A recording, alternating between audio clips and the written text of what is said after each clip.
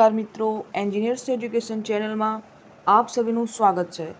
તો મિત્રો, આજે આપણે ધોરણ 7નો વિષય ગુજરાતીનું પ્રકરણ 3 અમારી કામધેનુના સ્વાધ્યાય પોથીના પ્રશ્નોના જવાબ જોઈશું. તો પ્રશ્ન નંબર 1, નીચેના દરેક પ્રશ્નના ઉત્તર માટે આપેલા વિકલ્પોમાંથી સાચો વિકલ્પ શોધીને તેનો ક્રમ અક્ષર પ્રશ્નની સામે આપેલા ખાનામાં લખો. પ્રશ્ન નંબર 1, લેખકની ગાય ટંકે કેટલું દૂધ આપતી હતી? ઓપ્શન એ 2 શેર, ઓપ્શન બી 4 શેર, ઓપ્શન સી 8 શેર અને ઓપ્શન ડી 12 શેર. તો સાચો વિકલ્પ છે ઓપ્શન ડી 12 શેર.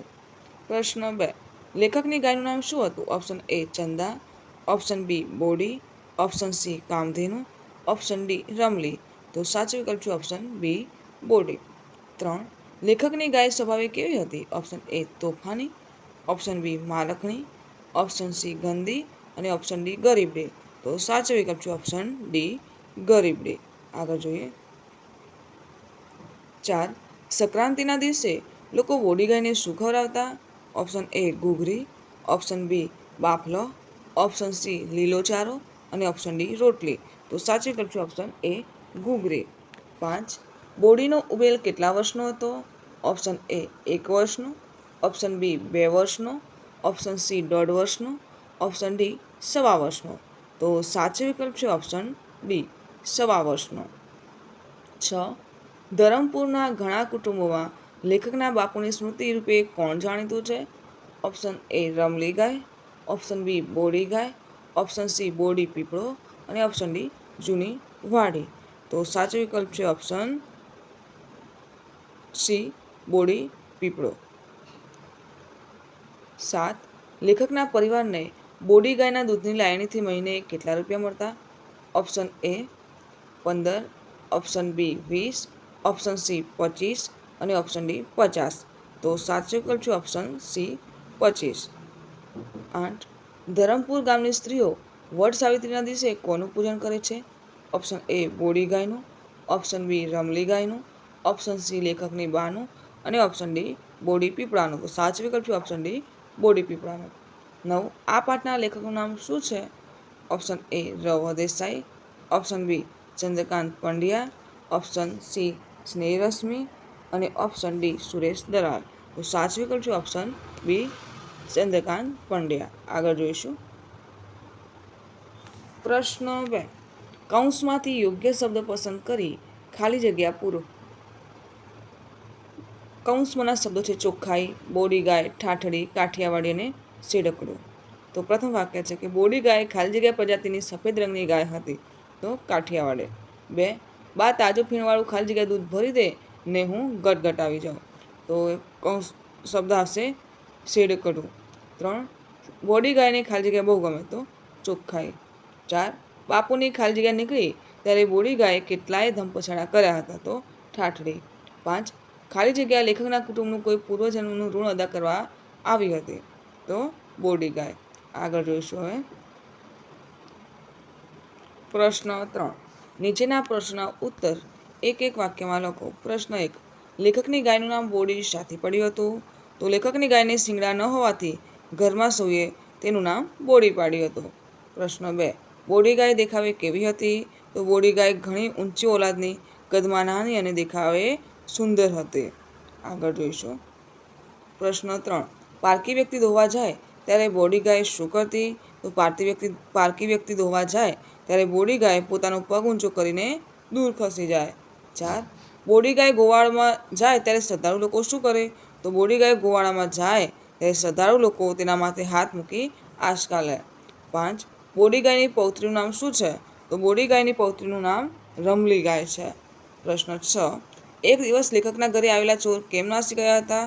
તો એક દિવસ લેખકના ઘરે ચોર આવ્યા ત્યારે બોડી ગાય બરાડા પાડીને ફળિયામાં સૌને જગાડ્યા, જેથી ચોર નાસી ગયા હતા.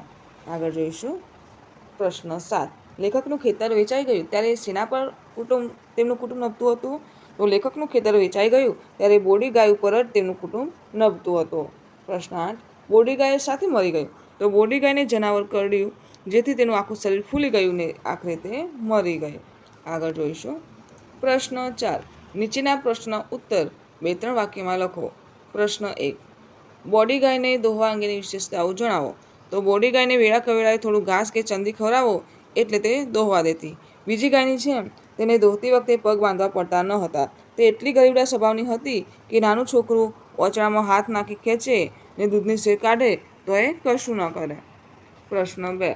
બોડી ગાયને સ્વચ્છતા ગમતી એવું તમે શા પરથી કહી શકો? તો બોડી ગાય પોતાના પીઠ, પગ વગેરેને જીભથી ચાટીને ચોખ્ખા રાખે છે. તે ગમે તેઓ ગંદી જગ્યાએ બેસતી નથી. કદી એ ગંદુ ખાતી નથી. તે પોતાના વાછરડાને પણ ચાટી ચાટીને ચોખ્ખા રાખે છે. આ પરથી કહી શકાય કે બોડી ગાયને સ્વચ્છતા ગમે છે. આગળ જોઈશું. પ્રશ્ન 3. બોડી ગાયના મૃત્યુ પછી લેખકના બાએ શું કર્યું? તો બોડી ગાયના મૃત્યુ પછી લેખકના બા તેમની સગી દીકરી મરી ગઈ હોય તેમ રડ્યા. તેમનાથી તે દિવસે ખાઈ શકાયું નહીં. તેમણે બોડી ગાયને ચાલ્લો કર્યો. ફૂલ ચોખા ચડાવી ભીની આંખે પ્રણામ કર્યા. પછી લેખકના બાપુની જૂની વાડીમાં જ એક પીપળા નીચે ખાડો ખોદાવીને દટાવી. આગળ જોઈશું. પ્રશ્ન 5. નીચેના પ્રશ્નના ઉત્તર 4-5 વાક્યોમાં લખો. પ્રશ્ન 1. ઘરના બધા ગાયની શી સંભાળ રાખતા? તો ઘરના બધા બોડી ગાયને સ્વજનની જેમ ચાહતા હતા. સૌ તેને બહુ લાડ કરતા. તે તેનો દરરોજ ખરેરો કરતા હતા. તેને ખાસ લીલું ઘાસ અને સારી રીતે ભરેલો બાફણાનો ટોપલો ખાવા માટે આપતા. ગાયને નિયમિત નવડાવીને ચોખ્ખી રાખતા. ગાયને આમે ચોખ્ખાઈ જ ગમે છે. બાળકો તેની સાથે રમે છે. લીલી ચાર પોતાના હાથે કાપીને ખવડાવે છે. આગળ જોઈશું. પ્રશ્ન 2. બોડી ગાય આખા ગામની લાડકી હશે એમ શાના પરથી કહી શકાય? તો બોડી ગાયને ગામના લોકો બહુ માન આપે. બોડી ગાય ગોવાળામાં જાય ત્યારે શ્રદ્ધાળુ લોકો તેના માથે હાથ મૂકી આંચકા લે. વાર તહેવારે સ્ત્રીઓ અને કુમારિકાઓ તેનું પૂજન કરે. સંક્રાંતિને દિવસે લોકો તેને ઘૂઘરી ખવડાવે. સારા નરસા પ્રસંગે લોકો બોડી ગાયના છાણ મૂત્ર લઈ જાય. આ પરથી કહી શકાય કે બોડી ગાય આખા ગામની લાડકી હશે. આગળ જોઈશું. પ્રશ્ન 3. ધરમપુરમાં બોડી ગાયનું સંભાળણું શી રીતે કાયમ રહી ગયું? તો ધરમપુર ગામમાં લેખકના બાપુની જૂની વાડીમાં એક પીપળા નીચે ખાડો ખોદાવીને જ્યાં બોડી ગાયને દાટવામાં આવી હતી એ પીપળો બોડી પીપળો તરીકે ઓળખાય છે. વટ સાવિત્રીને દિવસે ગામની સ્ત્રીઓ એ પીપળાનું પૂજન કરે છે. આ રીતે લેખકના ગામ ધરમપુરમાં બોડી ગાયનું સંભાળણું કાયમ રહી ગયું છે. આગળ જોઈશું. પ્રશ્ન 6. નીચેના પ્રશ્નના ઉત્તર તમારી નોટબુકમાં લખો. પ્રશ્ન 1. લેખકે બોડી ગાયને એમની કામધેનુ તરીકે શા માટે ઓળખાવી હશે? તો લેખકના બાપુજીના અવસાન પછી બોડી ગાય અને એક ભેંસ તેમના પરિવારના ગુજરાનનું એકમાત્ર સાધન હતું. ભેંસ વર્ષના આતરે મરી ગઈ હતી. બીજી ભેંસ ખરીદવાની આર્થિક સ્થિતિ નહોતી. ખેતર વેચાઈ ગયા પછી બોડી ગાય ઉપર જ લેખકનું કુટુંબ નભતું હતું. તેનું દૂધ વેચવાથી મહિને 25 રૂપિયા આવતા હતા. સોંઘવારીના એ સમયમાં આ રકમથી પરિવારનું ગુજરાન ચાલતું હોવાથી લેખકે બોડી ગાયને તેમની કામધેનુ તરીકે ઓળખાવી હશે. આગળ જોઈશું. પ્રશ્ન 7. વિગત વાંચો અને લેખકે આવું શા માટે કહ્યું હશે સમજાવો. ઉત્તર તમારી નોટબુકમાં લખો. 1. એ ગઈ તે જ વર્ષે મારો કોલેજનો અભ્યાસ પૂરો થયો, મને નોકરી મળી. એ પણ કેવો અકસ્માત? તો લેખકે આવું શા માટે કહ્યું હશે? તો લેખકના બાપુના અવસાન પછી ઘરનો નિર્વાહ બોડી ગાયના દૂધને વેચવાથી મળતા પૈસાથી થતો હતો. આમ બોડી ગાયે ઘણા વર્ષો સુધી પરિવારના નિર્વાહની જવાબદારી એકલી પૂરી કરી હતી. તેણે લેખકની બાને પરિવારના નિર્વાહ માટે કોઈની પાસે હાથ લાંબો કરવાની વેળા આવવા દીધી ન હતી. અને જ્યારે બોડી ગાય મૃત્યુ પામી ત્યાં સુધીમાં તો લેખકનો અભ્યાસ પૂર્ણ થઈ ગયો હતો. તેમને નોકરી મળી ગઈ હતી. આમ બોડી ગાય અંગે લેખકે ઉપરોક્ત વાક્ય કયું હશે? પ્રશ્ન 2. જાનવરને મમતા આપો પછી જુઓ એ શું નથી આપતા? આવું કેમ કહ્યું છે લેખકે? તો લેખકે કહેલું આ વાક્ય સૂચવે છે કે જાનવર પણ પ્રેમ મમતાને સમજે છે. પ્રેમ અને મમતા મળતા આપણા પરિવારનું એ પણ સદસ્ય બની જાય છે. આપણા પરિવારના સુખ દુઃખમાં એ ભાગીદાર બને છે. પરિવાર પર આવતા સંકટોમાં મદદરૂપ થાય છે. જેમ કે બોડી ગાય લેખકના ઘરે ચોરી કરવા આવેલા ચોરને જોઈને બરાડા પાડીને ફળિયાના સૌને જગાડે છે અને ચોરોને ભગાડી મૂકે છે. લેખકના બાપુના મૃત્યુ વખતે પણ તે સ્વજનને ગુમાવ્યાનું દુઃખ અનુભવે છે. આગળ જોઈશું. પ્રશ્ન 8. અ, બ અને કમાંથી વાક્યના અંશ લઈ અર્થસભર વાક્ય બનાવો. તો જો અ વિભાગના શબ્દો છે બોડી ગાય, બોડીનું, પીપળો, ખરી પરીક્ષાને આખું શરીર. બ વિભાગના શબ્દ છે આજે, કુટુંબની, ફૂલી ગઈને, છાણ અને સમય. બ વિભાગના શબ્દ છે કામધેનુ હતી, બોડી અમારા લોકોનો સહારો, સારા નરસા પ્રસંગે લઈ જતા, બોડી પીપળો કહેવાય છે ને આખરેથી મરી ગઈ. તો આ વાક્યોના અંશ લઈ અને આપણે અહીંયા વાક્ય બનાવવાના છે. તો પ્રથમ વાક્ય કે બોડી ગાય કુટુંબની કામધેનુ હતી. બીજું વાક્ય બોડીનું શાણ સારા નરસા પ્રસંગે લઈ જતા. ત્રીજું વાક્ય પીપળો આજે બોડી પીપળો કહેવાય છે. ચોથું વાક્ય ખરી પરીક્ષા સમયે બોડી અમારા લોકોનો સહારો. અને પાંચમું વાક્ય આખું શરીર ફૂલી ગયું ને આખરે તે મરી ગઈ. આગળ જોઈશું. પ્રશ્ન 9.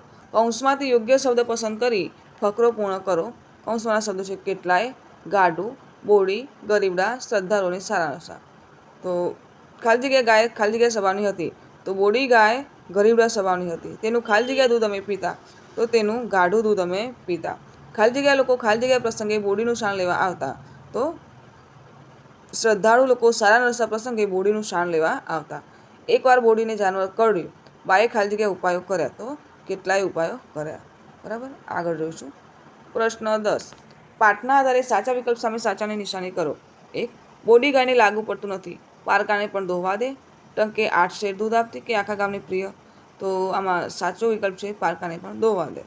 બીજું વાક્ય, બોડીનો વંશવેલો બહુ મોટો, કારણ કે બોડી આખા ગામની લાડકી હતી, બોડીની ઉંમર વધારે હતી, કે બોડી દર 1.25 વર્ષે વિયાતી હતી. તો સાચો વિકલ્પ છે કે બોડી દર 1.25 વર્ષે વિયાતી હતી. આગળ જોઈશું. 3.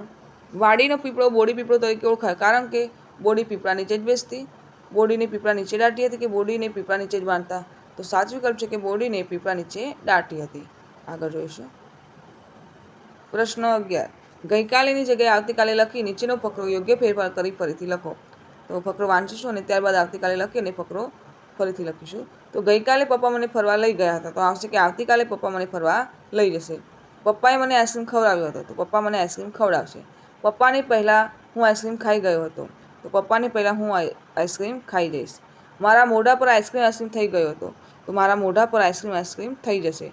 તેથી પપ્પા ખડખડાટ હસી પડ્યા હતા, તો કે તેથી પપ્પા ખડખડાટ હસી પડશે. બરાબર, આ રીતે તમારે ફકરાને યોગ્ય ફેરફાર કરી લખવાનો છે. આગળ જોઈશું. પ્રશ્ન 12. વિકલ્પમાંથી શબ્દનો અર્થ ધારો અને ચોરસ કરો. આ શબ્દવાળું વાક્ય પાઠમાંથી શોધીને લખો.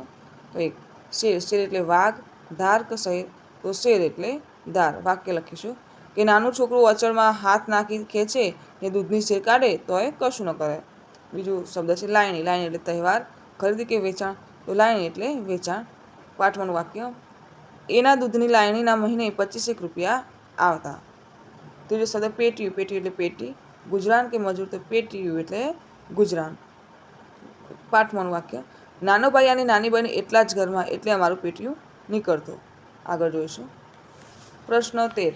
આપેલ જાહેરાતને આધારે પૂછેલા પ્રશ્નના ઉત્તર લખો. તો અહીંયા જાહેરાત છે મેઘધનુષ્ય ડેરી પાર્લરની. તો લખ્યું છે કે છેલ્લા 2.5 દાયકાથી આપની અવિરત સેવામાં, એટલે કે એના જે માલિક છે તેનું નામ છે સુભાષભાઈ દૂધવાળા. અમારા આકર્ષણ, તો માવા સિવાયની બધી જ વાનગીઓ મળશે. ધાર્મિક પ્રસંગે વિશેષ વળતર આપવામાં આવશે. હોલસેલની ખરીદી કરનારને 2% વળતર મળશે. વાર્ષિક સભ્યને દરેક ખરીદી પર 1% વળતર મળશે. અને શુભ પ્રસંગે એડવાન્સ બુકિંગ કરાવવા પર હોમ ડિલિવરી નિઃશુલ્ક રહેશે. પ્રાપ્તિ સ્થાન ક્યાં મળશે? તો એમોનિયમ કોમ્પ્લેક્સ, નવા નરોડા, અમદાવાદ. નોંધ, સુભાષભાઈ માવાવાળાનો શુદ્ધ માવો અમે મંગાવી આપીશું અને દર અમાસે રજા રહેશે. તો આ જાહેરાતને આધારે જે પ્રશ્નો છે એના જવાબ લખીશું. પ્રથમ પ્રશ્ન કે તમારે માવો લેવો હોય તો કોનો સંપર્ક કરશો? તો અમારે માવો લેવો હોય તો સુભાષભાઈ દૂધવાળાનો સંપર્ક કરવાથી તેઓ સુભાષભાઈ માવાવાળા પાસેથી માવો મંગાવી આપશે. પ્રશ્ન 2. મેઘધનુષ્ય ડેરી પાર્લર કેટલા વર્ષથી કાર્યરત છે? તો મેઘધનુષ્ય ડેરી પાર્લર છેલ્લા 25 વર્ષથી કાર્યરત છે, એટલે કે 2.5 દાયકાથી. 3. મેઘધનુષ્ય ડેરી પાર્લર મહિનામાં કેટલા દિવસ બંધ રહેશે? તો મેઘધનુષ્ય ડેરી પાર્લર મહિનામાં 1 જ દિવસ અમાસના દિવસે બંધ રહેશે. પ્રશ્ન 4. આ ડેરીમાં કઈ કઈ વસ્તુઓ મળતી હશે? તો આ ડેરીમાં દૂધમાંથી બનતી તમામ માવા સિવાયની તાજી વાનગીઓ મળતી હશે. પ્રશ્ન 5. મેઘધનુષ્ય ડેરી ક્યાં આવેલી છે? તો મેઘધનુષ્ય ડેરી નવા નરોડા, અમદાવાદ ખાતે એમોનિયમ કોમ્પ્લેક્સમાં આવેલી છે. આગળ જોઈશું. પ્રશ્ન 6. ડેરીમાં વિશેષ વળતર ક્યારે આપવામાં આવે છે? તો ડેરીમાં વિશેષ વળતર ધાર્મિક પ્રસંગે આપવામાં આવે છે. આગળ જોઈશું. પ્રશ્ન નંબર 14. લીટી દોરેલ શબ્દ સમૂહની જગ્યાએ એક શબ્દ મૂકી વાક્ય લખો. 1. મને તાજો ફીણવાળું દૂધ ખૂબ ભાવે. તાજો ફીણવાળું એટલે કે શેડકડું. તો વાક્ય લખીશું કે મને શેડકડું દૂધ ખૂબ ભાવે છે. બીજું વાક્ય, મારા મિત્રને ઘેર જ્યારે જોઈએ ત્યારે દૂધ આપનારી ગાય છે. તો જ્યારે જોઈએ ત્યારે દૂધ આપનારી ગાયને કહેવાય કામધેનુ. તો મારા મિત્રને ઘેર કામધેનુ છે. 3. રામજીભાઈ એમની ભેંસને દરરોજ માલિશ કરે છે. તો રામજીભાઈ એમની ભેંસને દરરોજ ખરેરો કરે છે. આગળ જોઈશું. પ્રશ્ન 15. નીચેના શબ્દોની જોડણી સુધારીને લખો. તો 1. કુટુંબ, 2. સ્ત્રી, 3. શેડકડું, 4. કુમારિકા, 5. વિચિત્ર, 6. વટસાવિત્રી, 7. પેટીયું, 8. સંક્રાંતિ અને 9. નિયમિત. આગળ જોઈશું. પ્રશ્ન નંબર 16. નીચેના શબ્દના બે સમાનાર્થી શબ્દો લખો. એક ગાય, ગાયનો સમાનાર્થી થશે સુરભી અને ધેનુ. બીજું ઓલાદ, ઓલાદનો સમાનાર્થી સંતાન, બાળક. બાનું સમાનાર્થી મા અને જનેતા. વિદ્યા તો શિક્ષણ અને ભણતર. સ્મૃતિ તો યાદગીરી, સ્મરણ. દીકરી તો પુત્રી અને તનુજા. આગળ જોઈશું. પ્રશ્ન નંબર 17. નીચેના શબ્દોના બે અનેકાર્થી શબ્દો લખો. અનેકાર્થી એટલે કે ઘણા બધા અર્થ થતા એવા શબ્દો, બરાબર. તો ખાતર અને ખાતર. તો ખાતર એટલે ચોરી, બરાબર. અને ખાતર એટલે ખેતર સુધારવા નાખતો છાણા કામ વગેરેને કહેવાય પણ ખાતર, બરાબર. બીજું ગુગરી અને ગુગરી. તો ગુગરી એટલે સ્ત્રીઓના હાથનું એક ઘરેણું અને ગુગરી એટલે બાફેલા જુવાર, ઘઉં કે બાજરી. ત્રીજો શબ્દ ચાર અને ચાર. તો ચાર એટલે એક અંક 4 અને 4 એટલે લીલું ઘાસ. ચોથો શબ્દ ઓતરે અને ઓતરે.